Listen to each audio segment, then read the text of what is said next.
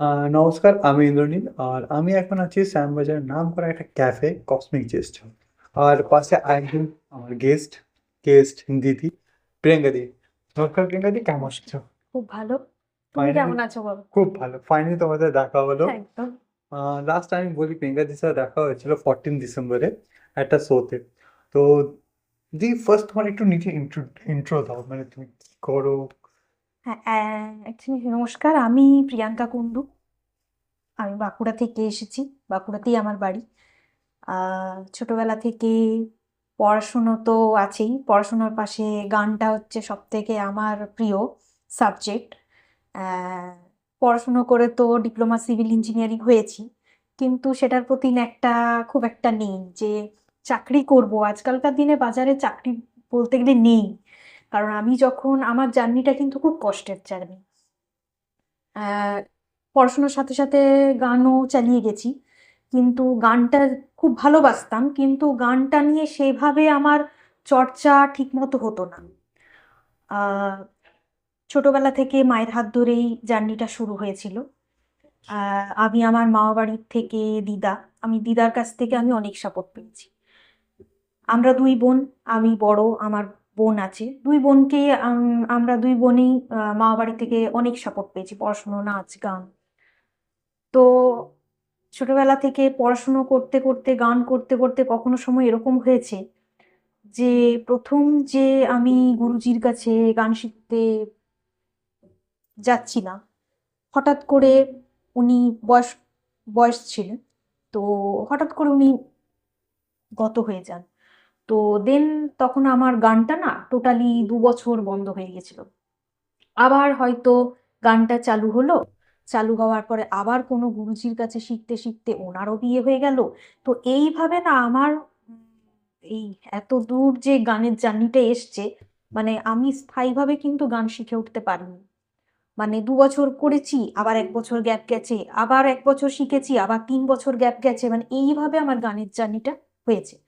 এবং গান আমার, মানে কি বলবো, আমার শরীরে আত্মার সঙ্গে মিশে আছে। মানে গানকে আমি এতটাই রেসপেক্ট করি, এতটাই ভালোবাসি। এবং ছোটবেলা থেকে না আমার একটা স্বপ্ন ছিল যে আমি গানটাকে নিয়ে কিছু একটা করব। মানে কিছু করব, মানে যেটাকে বলা হয় প্লেব্যাক সিঙ্গার। আমার ছোটবেলা থেকেই লক্ষ্যটা ওই জায়গায় ছিল যে যত কষ্টই হোক না কেন আমি একদিন প্লেব্যাক সিঙ্গার হব, এবং চেষ্টা তো অবশ্যই করব। তো লাইফে ফ্যামিলিগত দিক থেকে অনেকটা ক্রাইসিস গেছে। বাবা, সত্যি কথা বলছি, আমার বাবা চায়ের দোকান করেন বাঁকুড়াতে। তো ওই যে বললাম, মামা বাড়ির থেকে দিদার কাছ থেকে আমি সাপোর্ট পেয়েছি। মা তো ভীষণভাবে আমাকে সাপোর্ট করেছে, গানেও সাপোর্ট করে গেছে। মা সবসময় চাইতো যাতে আমি একটা কিছু করি। তো মা প্রথমে সবসময় আমাকে জোর দিত কি, তোকে একটা চাকরি করতে হবে, যেহেতু আমাদের বাড়িতে ছেলে নেই, তোকে ছেলের জায়গাটা নিতে হবে। তো আমি চেষ্টা করেছি। ইঞ্জিনিয়ারিং কমপ্লিট করেছি, আমার ইঞ্জিনিয়ারিং এর রেজাল্ট কিন্তু খুব ভালো আছে। তো রেজাল্ট করার পরে আমি অনেক জায়গায় ইন্টারভিউতে যাই। তো কিন্তু সেখানে পেয়েও যাই, তো অনেক দূরে দূরে। যেমন মহারাষ্ট্রে পেয়েছিলাম, দুবাইয়ে পেয়েছিলাম। কিন্তু এত দূরে মা বাবার মেয়ে হয়ে এত দূরে, আর আমি না প্রচন্ড ভীতু টাইপের মহিলা। ঠিক আছে, মানে বাইরে যাওয়া একা, এটা ভীষণ ভয়ের।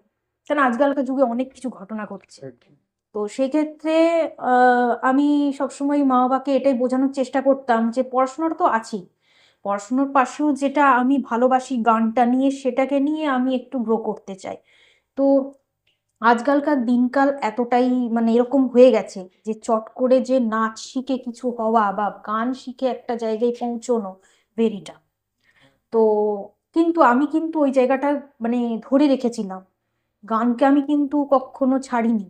গানের গান মানে গানটাকে নিয়ে যথেষ্ট আমি নিজে চর্চা করেছি। আমি যে সময় আমার কোনো গুরুজি ছিল না, যেমন এখন ইদানিংও আমার কোনো গুরুজি নেই, আমি নিজের চেষ্টাতেই উঠছি, নিজেই গান শুনি, নিজেই গান তুলি, নিজেই গান লিখি, চেষ্টা করি নিজে নিজে যতটা আমি উঠতে পারছি।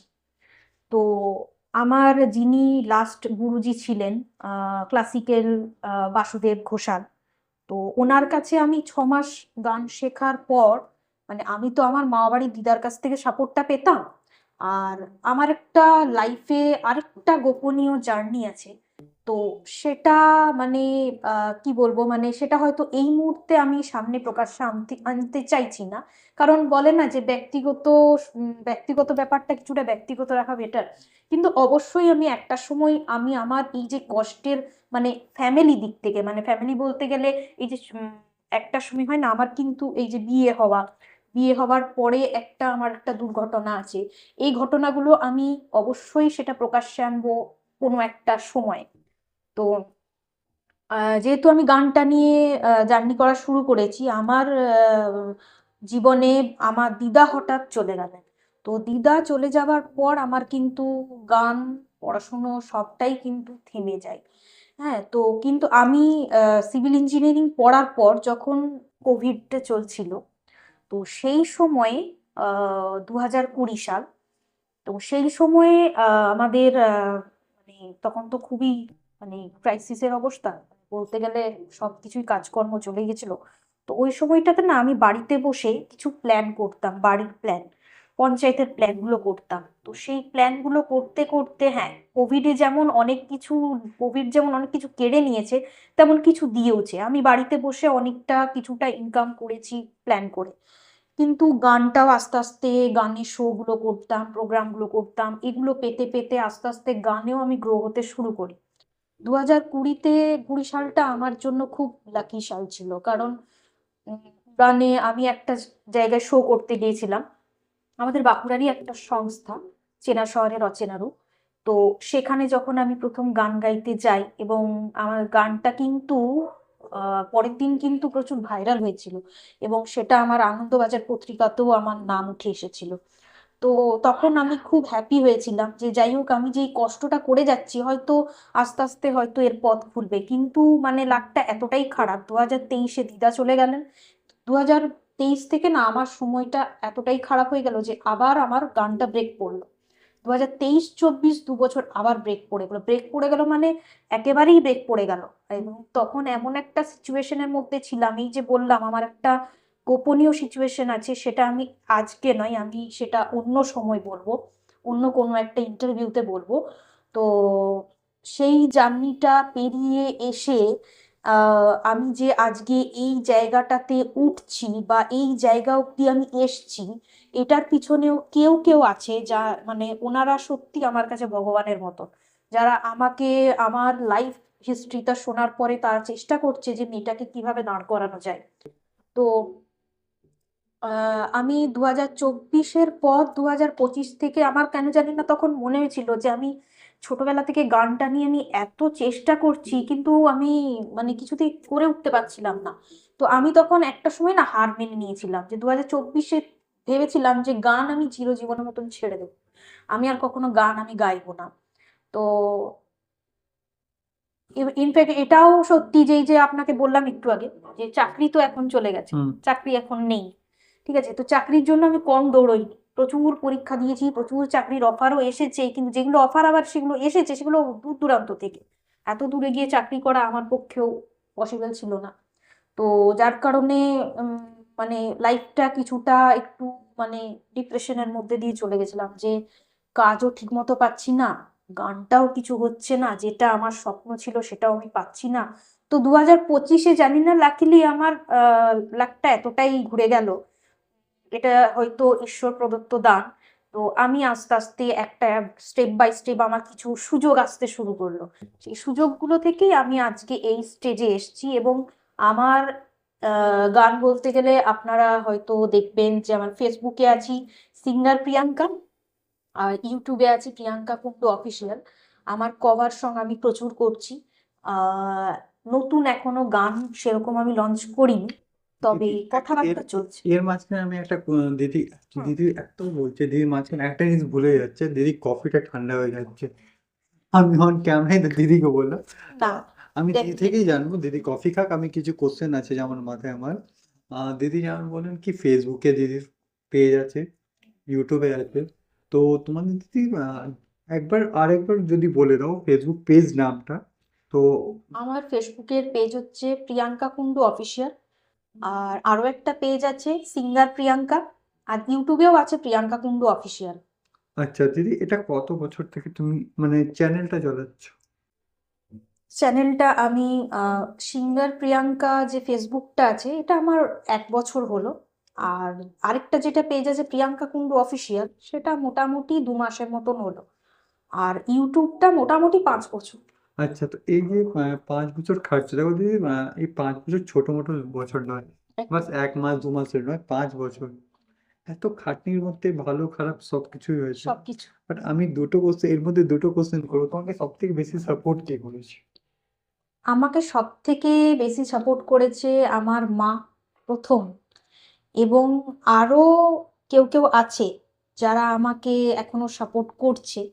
তো তাদের নামগুলো এখন অন ব্যাকেই ক্যামেরা। থাক, একদম থাক। আমি আচ্ছা। এগুলো পরে কোনো একটা সময় যদি আমি কোনোদিন, মানে আমি তো স্ট্রাগল তো করছি, আর আপনাদের আশীর্বাদে আমি যদি কোনোদিন দাঁড়াতে পারি, আমি সেই দিন আমি একটা করবো। কথা বলছি দিদির, আমি পুরো আমি বলবো না সব গান শুনেছি বা কিছু, বাট আমি কিছু কমেন্টস পড়ছিলাম ইউটিউবের মধ্যে।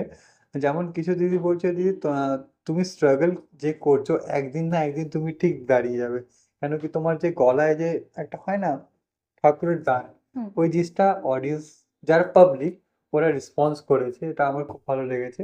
বাট দিদি, এই যে এত বছর থেকে খাটছো, 5 বছরের মধ্যে হুম। ভালো তো অনেক কিছুই দেখেছো, হুম। খারাপও দেখেছো, বাট তোমার ফিউচার প্ল্যানটা অ্যাকচুয়ালি কি? মানে তুমি বলে তুমি কিছু কিছু প্লেব্যাক গান। সিঙ্গার আচ্ছা, হতে চাইছি। আমি অন অন ক্যামেরায় দিয়ে থেকে বলবো একটা লাইন, শিওর শুনবো। অবশ্যই। আমি আহ আশাজির আমি ভীষণ ভক্ত। তো আশাজির আমি, মানে যে কোনো কোথাও গেলে আমি আশাজির গান, মানে চট করে আমার মুখ দিয়ে চলে আসে আর কি। তো সেরকমই একটা আশাজিরই গান আমি 2 লাইন করছি। বধুয়া রিমিঝিমি শ্রাবণে, আলো মেঘে ভরা গগনে, চাই যেতে অভিসারে। ওগো এসো, তুমি এসো মোর ঘরে। ওগো এসো, তুমি এসো মোর ঘরে। বধুয়া রিমিঝিমি শ্রাবণে, কালো মেঘে ভরা গগনে, চাই যেতে অভিসারে।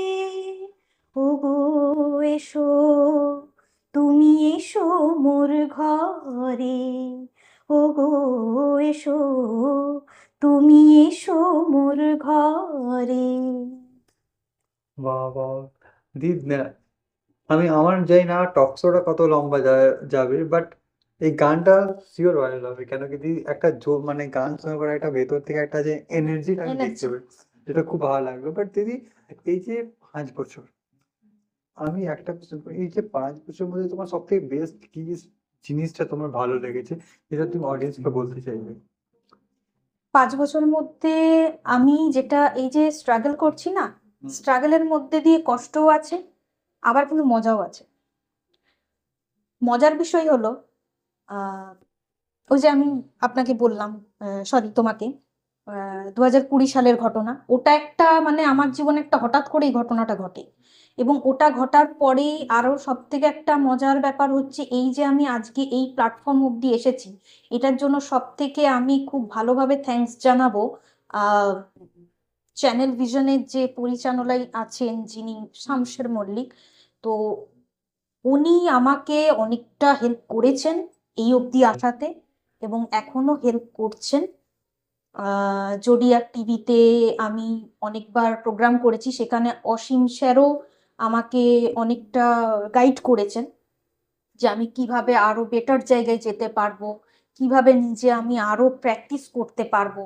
তো মজার বিষয় আমি একটা কথাই বলবো, যে এই যে আমি 5 বছর ধরে যে এই যে এতটা পরিশ্রম করছি, এতটা খাটছি আমি, তো ডেফিনেটলি আমি একটা কথাই বলবো, যে আমি যে কলকাতাতে আমি প্রথম পা রেখেছি 2025-এ, এবং 2025 সালে আমি প্রথম যেটা সব থেকে ভালো একটা সম্মান পেলাম, সেটা হলো আহ জোডিয়াক টিভিতে আমি একটা অ্যালবাম করেছি। তো সেই অ্যালবাম করার পর থেকে জানি না, মানে হঠাৎ করে মানে এরকম একটা সুযোগ চলে এলো, এবং এই যে তোমার সাথে মানে বাহ, এরকম একটা দেখা হওয়া, এটাও কিন্তু একটা ঈশ্বর প্রদত্ত, এটাও একদম। একটা ঈশ্বরেরই দান। আমি আগের আগের দিন যখন ওই হাওড়াতে যখন গান গাইতে গেলাম, তো তখনই তো তোমার সঙ্গে দেখা হলো। তো এগুলো হচ্ছে এক একটা, এই যে একটার পর মানে মজার বিষয় এটাই আমার কাছে, যে এই যে একটার পর একটা সুযোগগুলো আসছে, যে মানুষগুলো হঠাৎ করে এসে আমাকে হয়তো কিছুটা এগিয়ে দিচ্ছে, তো এটাই আমার সব থেকে বেশি ভালো লাগছে।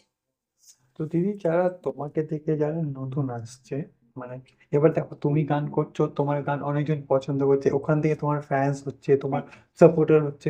আমি অ্যাকচুয়ালি ফ্যান্স জিনিসটা খুব কম ইউজ করি, কেন কি আমার মনে হয় যারা তোমাকে সাপোর্ট করছে ও তোমার সাপোর্টার, হুম আমার এটা মনে হয়। হুম। তো এই যারা সাপোর্টার, ওদেরকে কি বলতে চাইবে যারা নিউ কামার্স আসছে? ওনাদেরকে তো আমি অনেক অনেক থ্যাঙ্কস জানাবো, যে ওনারা আজকে আমাকে উৎসাহিত করছেন বলেই আজ আমি কিন্তু ভেতর থেকে একটা এনার্জি পাচ্ছি, যে না, আমার যতই কষ্ট হোক আমি আরো এগিয়ে যাব, এগিয়ে যেতে হবে।